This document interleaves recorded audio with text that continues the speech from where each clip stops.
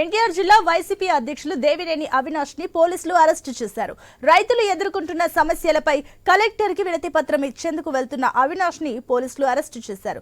పోలీసుల తీరును తప్పుపట్టిన అవినాష్ ప్రజాస్వామ్యంలో ఇలాంటి చర్యలు తగవని ఆగ్రహం వ్యక్తం చేశారు.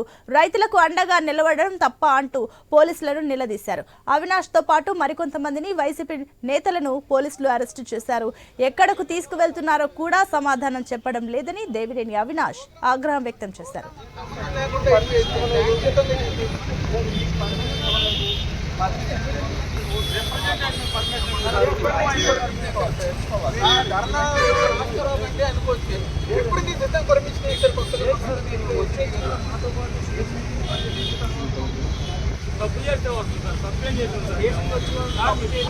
తాళం తీసుకొని రోడ్డు మీద ఆపేసి రైట్. ఇక వైసీపీ అధ్యక్షులు దేవినేని అవినాష్ అరెస్ట్ కి సంబంధించి మరిన్ని డీటెయిల్స్ మా కరెస్పాండెంట్ హరీష్ అందిస్తారు. హరీష్, దీనికి సంబంధించిన డీటెయిల్స్ ఏంటి? మరోపక్క అటు అవినాష్ అంటున్నారు అసలు ఎక్కడికి తీసుకెళ్తున్నారో కూడా చెప్పకుండా, సమాధానం ఇవ్వకుండా అరెస్ట్ చేస్తున్నారంటూ కమెంట్స్ పాస్ చేయడం జరిగింది. ఏంటి అసలు డీటెయిల్స్?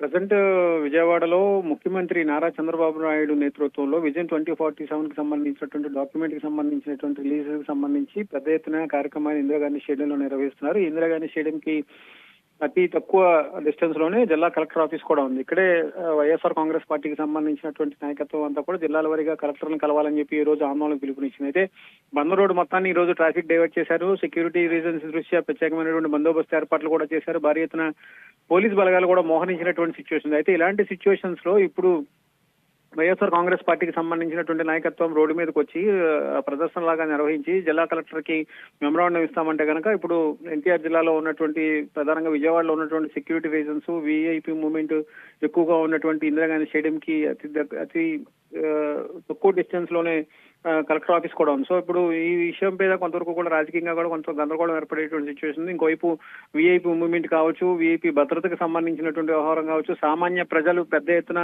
2047 డాక్యుమెంట్ కి స్వచ్ఛందంగా తరలి వస్తున్నటువంటి నేపథ్యంలో వాళ్ళందరికీ కూడా కొంతవరకు ఇన్కన్వీనియంట్ కలిగేటువంటి అవకాశం ఉంది. మిగతా జిల్లాల్లో పరిస్థితులు ఎలా ఉన్నా విజయవాడలో మాత్రం కొంతవరకు కూడా ఈ రోజు పెద్ద ఎత్తున కార్యక్రమం తలపెట్టారు కాబట్టి సంబంధించి పెద్ద ఎత్తున పోలీస్ బందోబస్తు బలగాలు కూడా మోహరించారు.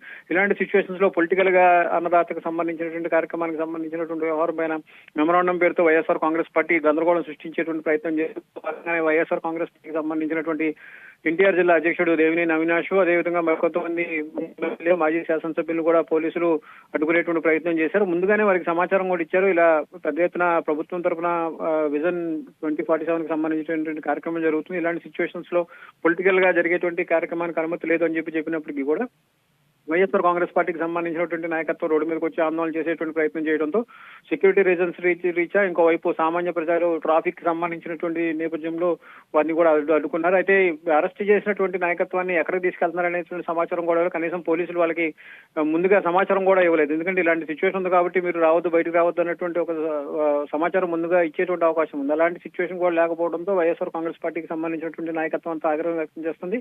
ప్రజెంట్ అవినాష్ ని పోలీసులు అదుపులో తీసుకున్నారు. అదేవిధంగా వైఎస్ఆర్ కాంగ్రెస్ పార్టీకి సంబంధించినటువంటి కీలక నాయకత్వం, మాజీ శాసనసభ్యులు, మాజీ ఎమ్మెల్సీని కూడా పోలీసులు అదుపులో తీసుకున్నారు. ప్రజెంట్ సిచ్యువేషన్ అయితే కొంతవరకు రాజకీయంగా గందరగోళం ఉంది. ఇంకోవైపు విజన్ డాక్యుమెంట్ కి సంబంధించినటువంటి కార్యక్రమానికి పోలీసులు పెద్ద ఎత్తున బందోబస్తు ఏర్పాటు చేసినటువంటి సిచ్యువేషన్ అయితే మనకు కనిపిస్తోంది. Sunitha, thank you.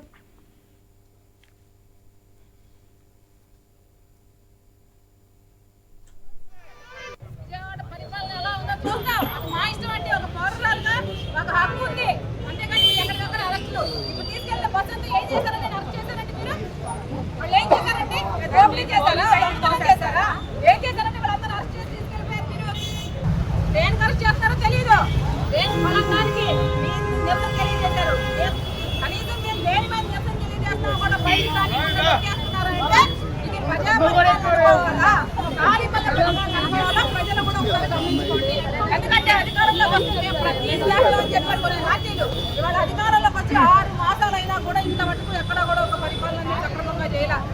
విజయవాడ పరిపాలన ఎలా ఉందో చూస్తాం. మా ఇష్టం